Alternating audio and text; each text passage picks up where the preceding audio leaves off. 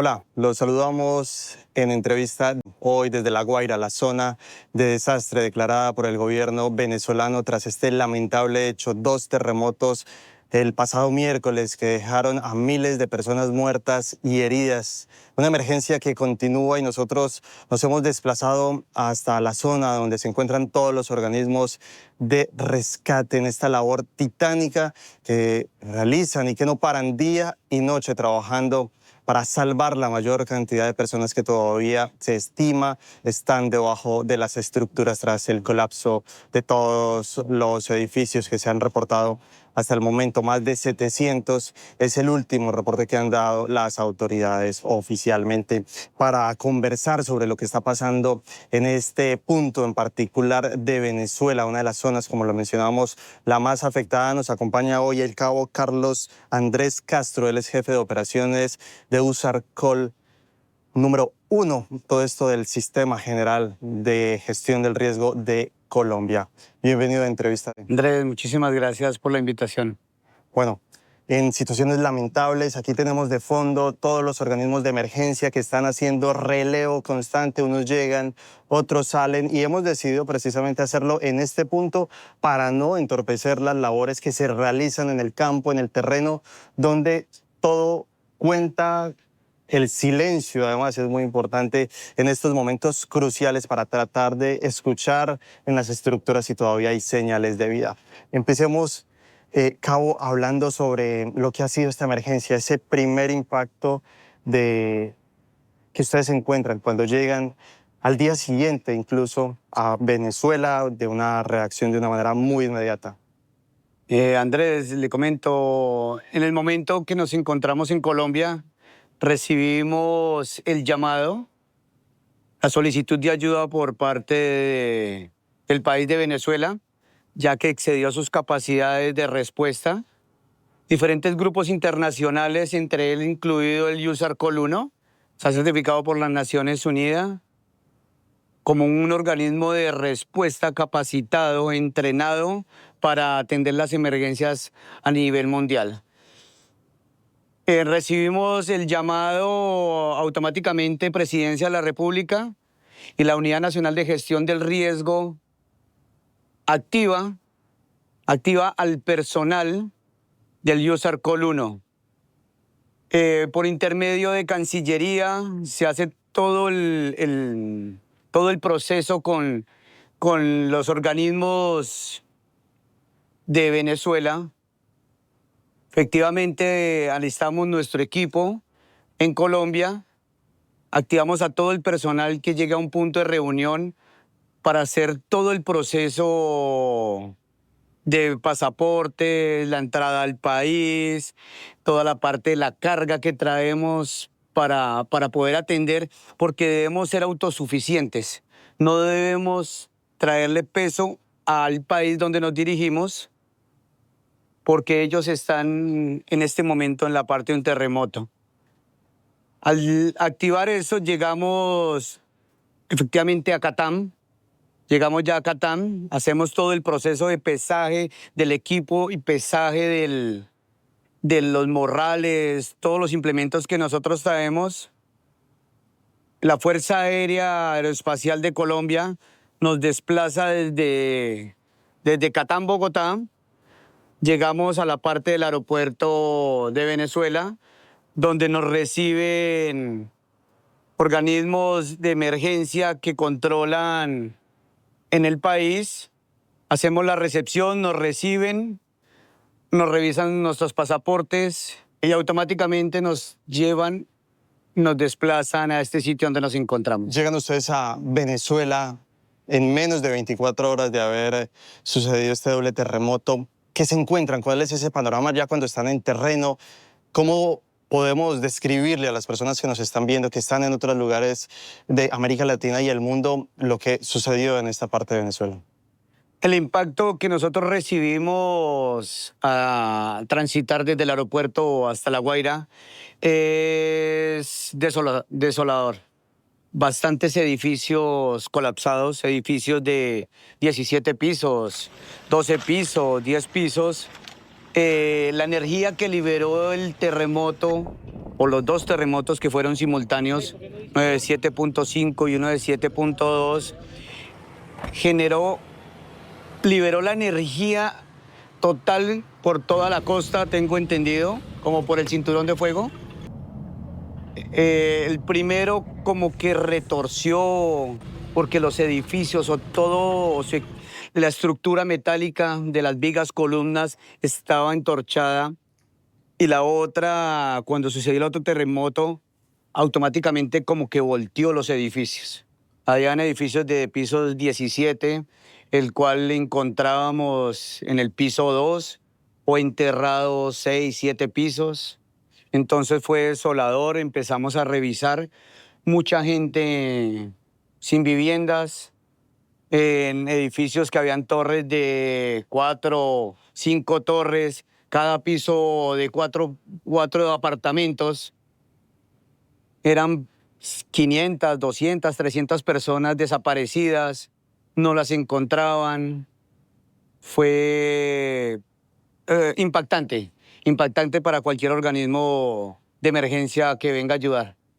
Son miles de rescatistas los que han llegado a Venezuela, que siguen llegando, que están reforzando estas labores de búsqueda en un momento que es crucial, es contrarreloj para tratar de encontrar a más personas con vida. ¿Cómo ha sido esa organización? ¿Cómo se están dividiendo en diferentes zonas de La Guaira, incluso del país? Claro, al llegar a Venezuela nos asignan llegar al estadio de la parte de La Guaira, donde se van a reunir todos los equipos. En ese momento, el personal encargado de llevar las emergencias o organizar las emergencias en este punto nos informa que debemos desplazarnos a un punto que ellos ya nos tenían destinados. Estaban destinados de pronto Colombia, Suiza, Ecuador, México. Ellos tenían organizados puntos. En ese momento, ya después de descargar, armar nuestro campamento, que es lo principal para dejar nuestros equipos y podernos llevar todos nuestros equipos, nos desplazamos hacia la parte de La Guaira a hacer evaluación estructural, que es lo primero que hacemos. La evaluación estructural, y de acuerdo a la evaluación estructural que tengan, que nosotros contamos con ingenieros estructurales, nos desplazamos, es una avanzada que hacemos Sí. para llegar al punto. ¿Y cuál fue esa primera misión acá en Venezuela? La primera misión fue evaluar unos edificios de 17, 14 pisos. Nos dirigimos una avanzada aproximadamente 6, 7 personas, que es el componente de avanzada, que están médicos, Sí. está el líder adjunto, en el ingeniero estructural, la parte del líder de guía canino Sí. Ah, bueno, y porque el equipo además tecnológico. no solamente viene el personal humano, sino que llegaron varios caninos también desde Colombia 3 para caninos. apoyar esas labores. Efectivamente, traemos 3 caninos desde Colombia, de la Armada y de Bomberos Bogotá. Hablemos de la experiencia de las personas que están aquí en estas labores. Entiendo que es un grupo, casi que podríamos decirlo, uno de los mejores hombres de las diferentes partes del país, de Colombia, llegaron hasta Venezuela para esta misión especial. Sí, la Unidad Nacional de Gestión de Riesgo, a través de su entrenamiento, reúne en Colombia a las mejores personas, a los mejores rescatistas, de acuerdo a su trayectoria durante los años, que hayan tenido experiencias en terremotos, miran sus hojas de vida, los reúnen en un grupo, cual está conformado por el USAR Col 1, igual ahí el USAR Col 1, pero es el amarillo, el azul y el rojo. Nosotros somos el amarillo, el equipo amarillo. En Colombia hay personal también, por si sucede algo en alguna otra parte del mundo, ellos se puedan desplazar también. Sí. Ok, hablemos de uno de esos momentos más especiales, más importantes y que da más satisfacción a los equipos de rescate, y es cuando encuentran a una persona con vida. Hablemos de la operación donde rescataron al pequeño Moisés, donde Colombia jugó un papel fundamental. ¿Cómo fue toda esa operación? ¿Cuántas horas duró? ¿Qué se necesitó? En ese momento nos desplazamos nosotros a un edificio. La ciudadanía igual nos informa que han escuchado voces en diferentes partes de la estructura. En ese momento que vamos a la parte de la estructura, ya habían enviado caninos de otras entidades. De pronto no les había marcado porque estaba pues lo estaba tapando unas columnas, vigas, placas. Entonces era difícil que el perro lo pudiera identificar. En ese momento enviamos un canino el cual nos marca en cierto punto. Después de hacer esa evaluación con el canino, colocamos la parte tecnológica. Una cámara, ingresamos una cámara por diferentes orificios, hacemos orificios de inspección para poder enviar la cámara y la cámara nos empieza a hacer la parte de los barridos.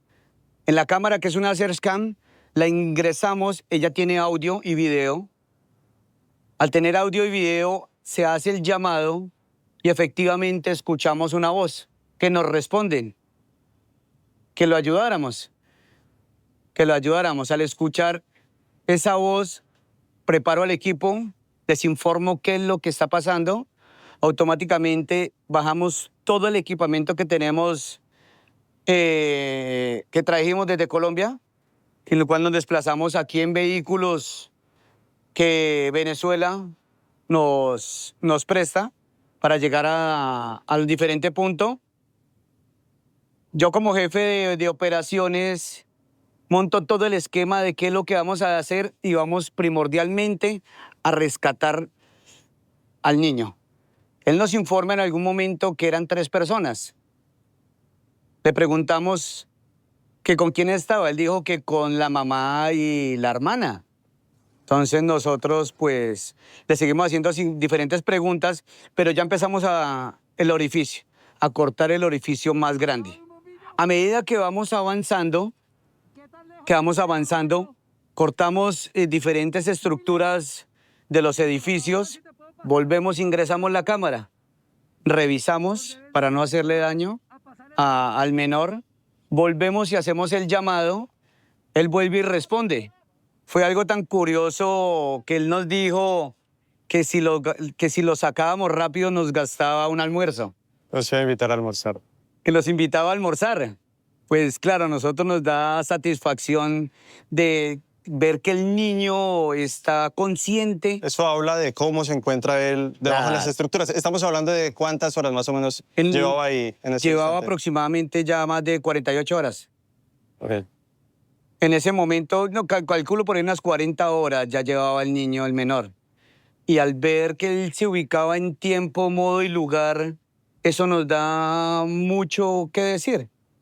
Lo único que él nos decía era que él pensaba que se había fracturado un brazo. Ya cuando continuamos con los orificios y empezar a hacer los cortes limpios para no afectar al menor, nos encontramos con muebles, nos encontramos con cajones, escritorios. El punto donde él se encontraba, yo calculo que aproximadamente unos 20, 30 centímetros. Menor de 11 años, pesaba aproximadamente entre 35 40 kilos y era delgado. Entonces, al revisar eso, seguimos avanzando. Avanzamos, sino que se va poniendo complejo porque encontramos varillas de pulgadas, de 2 pulgadas. Entonces, ahí es cuando el equipo empieza a esforzarse más. Paramos, volvemos, hacemos el llamado para ver que el menor efectivamente se encuentra bien. En el momento le ingresamos la cámara otra vez, le prendemos bien la luz y le preguntamos si ve la luz. Si él ve la luz y el bombillo, le preguntamos si está arriba o está abajo. Él nos informa que está en la parte de arriba. Para él era la parte de arriba, pero no sabía cómo estaba el menor. Al ver ese punto, continuamos, sabemos que él está bien, que si se encuentra bien. Le decimos que si se puede desplazar un poquito hacia abajo, que vamos a hacer unos cortes, que va a escuchar bastante ruido, que no se asuste, que nosotros estamos ahí. Quisimos pasarle algo líquido, ya que llevaba bastante tiempo, podría estar deshidratado. Efectivamente se encontraba también deshidratado, pero consciente de lo que estaba haciendo. ¿Qué sucedió con la mamá y cuando él dice, estoy acompañado? Finalmente Sí, los familiares. él nos relata que estaba acompañado porque efectivamente en el momento del terremoto se encontraba con la mamá y la hermana. Y él nos dice, el único que resistió fui yo. Entonces nosotros, al ver eso, seguimos constantes, sin parar hasta llegar al punto donde pudiéramos sacarlo bien. ¿Cuánto tiempo duró esta operación? Esta operación dura aproximadamente 8 horas. De 6 a 8 horas desde que llegamos, hicimos la evaluación y llegamos al punto de extraer al niño. Un compañero tuvo que ingresar hacia la parte de abajo, cogerlo de la parte de los brazos y los otros compañeros tratar de jalarlo porque él no podía subir. El niño no podía subir. Entonces él revisó, se metió hacia abajo la estructura que estaba como en diagonal, lo cogió de los brazos al niño. Los otros le empezaron a jalar suave hasta que el niño empezó a quedar libre y llegar al punto de ya tenerlo en la parte exterior. En ese momento de la parte exterior nosotros nos desplazamos con un médico. El médico le hace la estabilización primaria, revisa que el niño se encuentre estable, que no haya sufrido mayor afectación. Se le tapan los ojos porque el niño ya estaba bajo los escombros. Él no sabía si era de día o de noche, para que la luz no le afectara. Se le colocan como especie de unas gafas para evitar ese rayo de luz, ese impacto en los ojos. El médico considera que no se le debe canalizar ni se le debe hacer ninguna atención en ese momento hasta llevarlo a la parte de la ambulancia. Hablemos de las emociones, todo lo que sucede en esas horas que son cruciales y donde ustedes, como lo mencionaba, cada instante están monitoreando que permanezca con vida debajo de los escombros. Y ese momento final, cuando todo el equipo celebra que han logrado salvar a una persona, ese momento de gloria. ¿Cómo es ese sentimiento, ese tránsito entre la preocupación, la zozobra, el desespero incluso? Claro. Porque se encuentran con múltiples obstáculos para llegar hacia él. Sí. A medida de que uno va avanzando, cuando se encuentra con todo eso, antes le da a uno más fuerza de sacarlo más rápido posible. Empiezan las emociones, el corazón a alterarse al ver que ya usted está llegando a ese punto donde está la persona, donde está el niño. Yo como jefe de operaciones hablo con mi equipo y les digo que empiecen a bajar ellos revoluciones porque esto para mí es como una cirugía a corazón abierto o una cirugía de cerebro. Es minucioso para evitarle más daños de los que ha sufrido la persona. Ellos automáticamente empiezan a bajar un poquitico de revoluciones y empiezan a bajar todo para empezar a controlar y concentrarse directamente en la persona.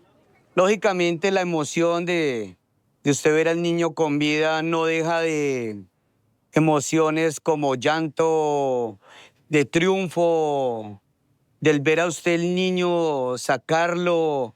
Son emociones que yo las describí y las sentí también en Ecuador con el rescate de Pablo Córdoba. Igual, en ese momento de esfuerzo, de incansable, de seguir avanzando, todos nosotros soltamos automáticamente el llanto. Es la emoción donde el cuerpo empieza a liberar esa energía de toda esa presión que usted lleva al rescate de un menor, más que es un menor de edad que estaba desubicado en ese mundo de una estructura colapsada.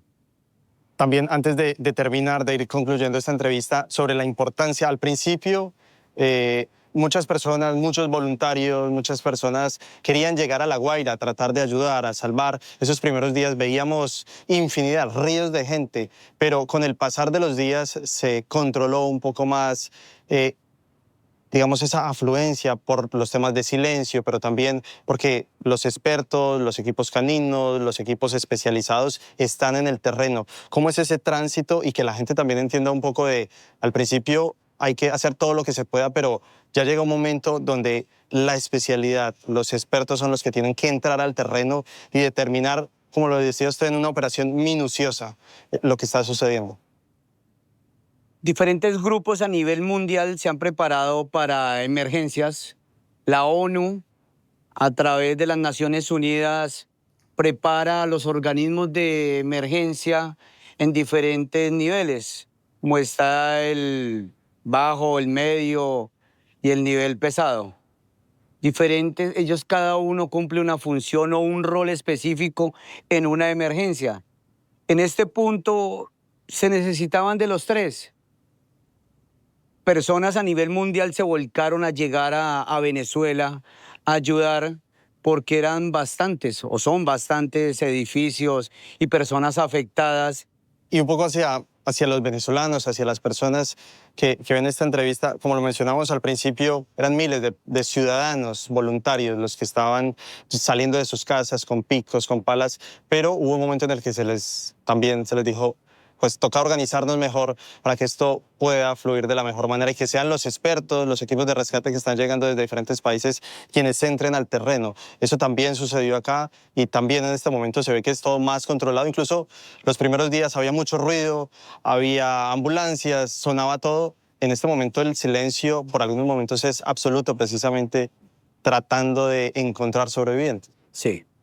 Quiero darle un agradecimiento especial a Venezuela. A los habitantes de Venezuela quiero agradecerlos. En el momento que nosotros llegamos a la parte de las emergencias, ellos nos decían, ustedes son los expertos, ustedes se han preparado para esto. Ellos se retiraban de las estructuras, nos dejaban operar, nos han atendido muy bien. No tengo cómo agradecerles igual que nos hayan recibido. Igual Colombia está dispuesta a ayudar en cualquier parte del mundo. Pero exclusivamente en Venezuela tengo que darle un agradecimiento a Venezuela, a las entidades que nos recibieron por dejar que llegáramos a este punto y nos dejaran atender estos incidentes para los que nos hemos preparado durante años. Ellos se retiraban y nos dejaban trabajar con nuestros caninos, los equipos tecnológicos, con nuestros drones, todo lo que nosotros traíamos desde Colombia y nos hemos preparado gracias a la Presidencia de la República, a la Alcaldía, a la Unidad Nacional de Gestión del Riesgo. Para esto escogen los mejores y gracias a ellos y a Venezuela nos han dejado trabajar. Bueno, al cabo, Carlos Andrés Castro, jefe de operaciones de USARCOL 1, gracias por acompañarnos, pero también gracias, aunque soy colombiano, también gracias por venir a acompañar esta emergencia, porque esa labor que hacen es vital, titánica, contrarreloj, para, por supuesto, salvar vidas en medio de este momento doloroso que vive el pueblo, un pueblo vecino además. Sí, Andrés, muchísimas gracias por dar a conocer esto al mundo y decirles que Colombia está disponible para en cualquier parte del mundo que nos necesiten. Estamos preparados y capacitados para ayudarlos.